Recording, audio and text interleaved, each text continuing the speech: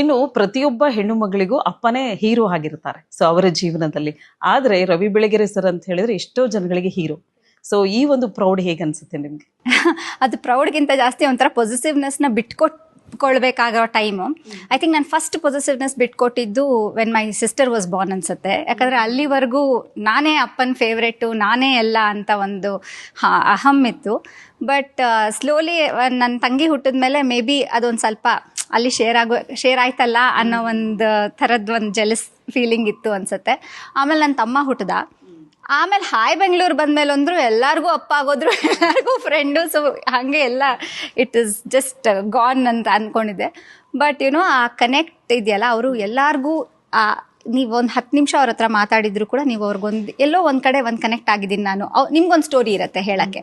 So ಹಾಗೆ ನನಗೆ ಸುಮಾರು 40 ವರ್ಷಗಳ ಕಾಲ ಅವ್ರ ಜೊತೆ ಪ್ರತಿಯೊಂದು ದಿನಾನೂ ಒಂದು ಸ್ಟೋರಿ ನನಗೆ ಕೊಟ್ಟು ಹೋಗಿದ್ದಾರೆ ಅವರು. ಸೊ ಹಾಗಾಗಿ ಇನ್ನೂ 40 ವರ್ಷಗಳ ಕಾಲ ನಾನು ಆ ಕಥೆಗಳನ್ನ ಜೀವಿಸ್ಕೊಂಡೇ ಬದುಕಬಹುದು ಅಂತ ಅನ್ಸುತ್ತೆ ನನಗೆ. ಸೊ ಹಾಗಾಗಿ that is wonderful bonding which I have with him.